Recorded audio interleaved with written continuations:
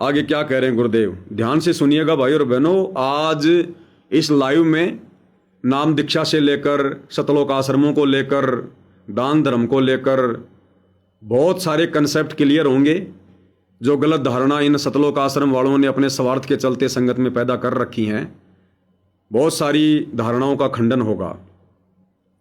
अब गुरुदेव क्या कह रहे हैं आगे कि जिस जगह पर भगवान शंकर ने पार्वती जी को वो अमर मंत्र दिए थे, वो अमर कथा कही थी, उस पार्वती के लिए तो वो जगह अमरनाथ हो सकती है, क्योंकि पार्वती को वहां पर मंत्र मिले थे।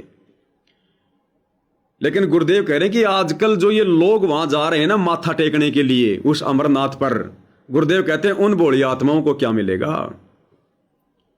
ये वर्तमान में जो लोग उस अमरनाथ में माथा टेकने जा रहे हैं ना, वो इन लोगों के लिए अमरनाथ नहीं है, वो पार्वती के लिए अमरनाथ हो सकता है, क्योंकि पार्वती ने वहां से मंत्र लिए थे। लेकिन ये जनसंख्या आज वहां जा रही है, जनता, इनके लिए वो अमरनाथ नहीं है। एक बार ध्यान से सुनो, ये विशेष संदेश हैं। गुरुजी संकेत कहां करेंगे और समझाएंगे किसको, सुनिए। अब मैं सुखदेव ऋषि की बुक सुनाता हूं। पार्वती का तो हो गया। अब एक बात विचार करो कि जहां पार्वती जी को मंत्र मिला, अमर मंत्र मिला, वो नाम मिला भक्ति करने का, यानी वो शिक्षा भई, तो वो स्थान पार्वती के लिए तो अमरनाथ हो सका है।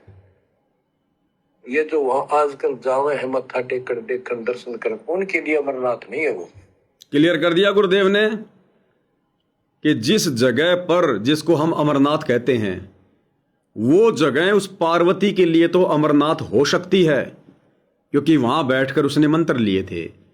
लेकिन आजकल ये भोली जनता जो वहां जा रही है माथा टेकने, उनके लिए अमरनाथ नहीं है, उनको वहां जाने से कोई लाभ नहीं है।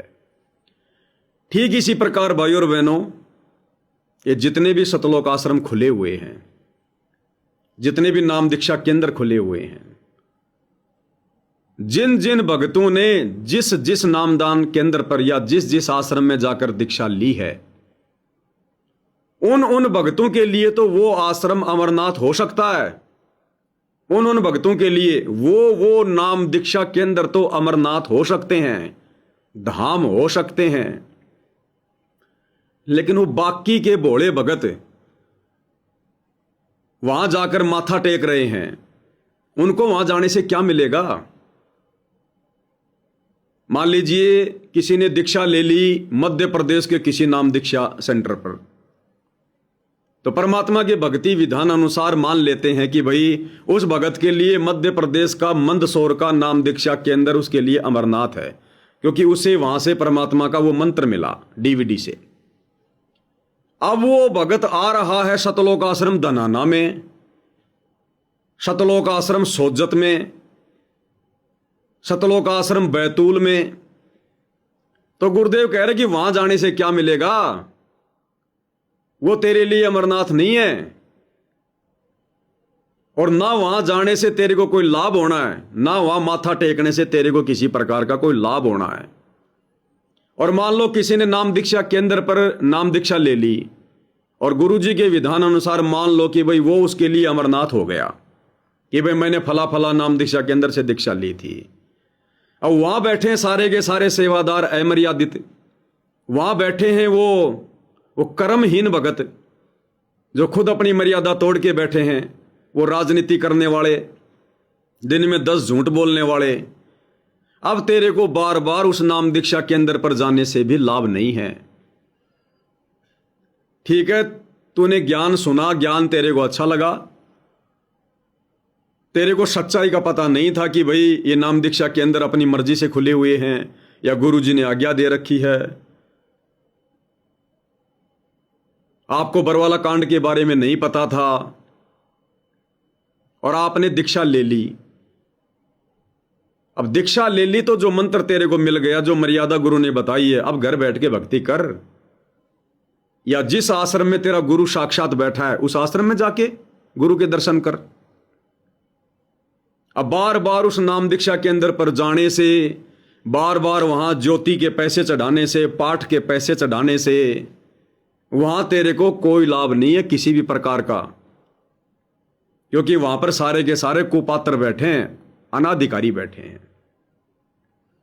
तो ये बात गुरुदेव भगवान समझाना चाह रहे हैं पार्वती पर संकेत करके कि जिस स्थान पर पार्वती को मंत्र मिले थे वो पार्वती के लिए तो अमरनाथ हो सकता है, लेकिन ये जनता वहां जा जाके जो माथा टेक रही है, जनता को वहां क्या मिलेगा? तो बताओ, नाम ले लिया भगत ने आंध्र प्रदेश में और समागम में आ रहा है सतलोक आश्रम धनाना में। अब ये मूर्खता नहीं है क्या? अरे नाम तूने ले लिया, नाम तेरे पास है, मर्यादा तेरे को पता ही है, सत्संग तेरे पास में है, गुरु जी की फोटो तेरे पास में है, भक्ति तूने करनी है, मंत्र तूने करना है, आरती तूने करनी है, सत्संग तूने सुनना है। अब सतलोक आश्रम धनाना में आके तेरे को क्या मिलेगा? वही फोटो मिलेगी जो फोटो तेरे घर पे है, और जो सत्संग तू शांति से 2 घंटे बैठकर तेरे घर पर सुन सकता है, इस सतलोक आश्रम की भीड़ में तू लाख जन्म भी नहीं सुन सकता। जो गुरु जी के सत्संग ऊपर चिंतन मनन तू शांति से अपने घर पर बैठकर कर सकता है, इस सतलोक आश्रम धनाना की भीड़ में तू 1000 जन्म भी नहीं कर सकता। 1000 किलोमीटर चल के आएगा, तेरे 3 दिन बर्बाद हो गए। 2-4 हजार रुपए तेरा किराया, तेरा वो धन बर्बाद हो गया। तू सोचे कि मुझे इसका प्रतिफल मिलेगा, नहीं मिलेगा। ये ज्ञान मार्ग है। परमात्मा कहते हैं संत मिलन को चालिए तज माया अभिमान, और जो जो कदम आगे रखे त्यों त्यों यज्ञ समान। लाभ उसको मिलता है जो संत से मिलने के लिए चलता है।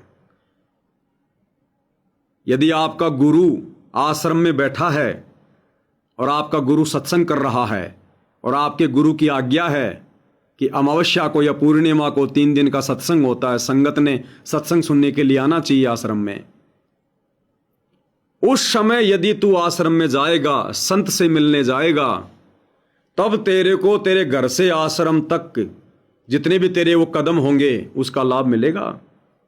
तब तेरे घर से लेकर आश्रम तक पहुंचने में जितना तेरा किराया लगा, तेरे को उसका लाभ मिलेगा। अब तेरा गुरु बैठा जेल में और गुरु ने मना कर रखा है कि भैया घर बैठ के भक्ति करो। बताओ कौन से आश्रम में तुम्हारा गुरु बैठा है? और संगत को मूर्ख बनाया जा रहा। संत मिलन को चालिए तज माया अभिमान है। अरे ये इस वाणी पर नहीं चल रहे, ये तो ये चाहते कि संत मिलन को आइए, करवाणे ज्योति और पाठ। इनको माया चाहिए, इनको पैसा चाहिए। इस ज्ञान को आधार बनाना पड़ेगा वाणी क्या कह रही है। और ये वाणी परमात्मा ने द्वापर में उस समय के उस प्रकरण से हमें याद दिलाई, जब 5 पांडव और श्री कृष्ण जी आधीन भाव से नंगे पैरों सुदर्शन सुपच की झोपड़ी पर गए थे।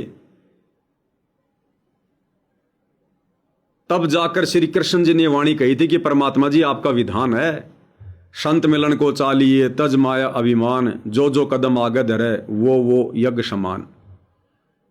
तो 5 पांडव और श्री कृष्ण जी जब गए थे उस झोपड़ी में, उस आश्रम में, उस धाम में, वहां पर संत बैठा हुआ था। उस समय परमात्मा सुपच रूप में किसी राजा की जेल में नहीं थे। अगर वो गए थे संत से मिलने तो संत मिला था, संत ने आशीर्वाद दिया था, उन कदमों का लाभ मिलता है। अब तुम जा रहे हो सतलोक आश्रम धनाना में, सोजत में, शामली में, नेपाल में, गुरु बैठा है तुम्हारा हिसार जेल में, क्या मिलेगा? टट्टू मिलेगा, कद्दू भी नहीं मिलेगा, कुछ नहीं मिलेगा। बिन दुल्ले बारात कहो किस काम की। ये तो बिना दुल्ले की बारात है, बिना दुल्ले की बारात। दुल्ला बैठा हिसार जेल में, बारात इकट्ठी हो रही है इन आश्रमों में, क्या मिलेगा? आ जाओ खा के लड्डू जलेबी बर्फी, कोई दिक्कत नहीं है, तुम्हारा ही पैसा है।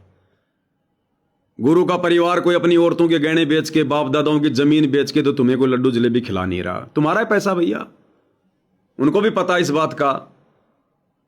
चले जाओ, जाओगे तो कुछ देके आओगे, उनका फायदा ही है, नुकसान नहीं है। लेकिन नुकसान तुम कर रहे हो अपनी भक्ति का।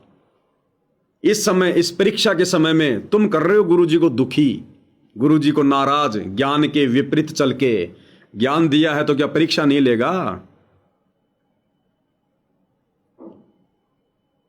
तो गुरुदेव कह रहे हैं कि वो पार्वती के लिए तो अमरनाथ है, क्योंकि पार्वती को उस जगह पर मंत्र मिले थे। ये बाकी दुनिया अमरनाथ में जा रही है, वो कौन सा वहां पे जाके टिंडे लेके आ रही है।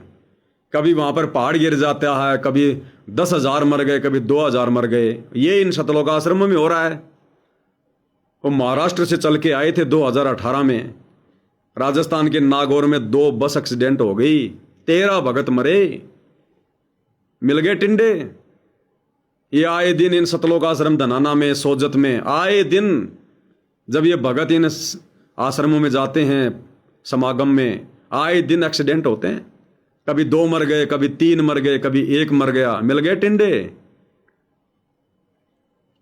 घर आश्रम नहीं बनाया जाता। तुम्हारा घर शमशान घाट है क्या? तो ये संगत की नादानी है। ये परीक्षा चल रही है, नादानी दूर करनी पड़ेगी, अंत में पछताओगे भाई।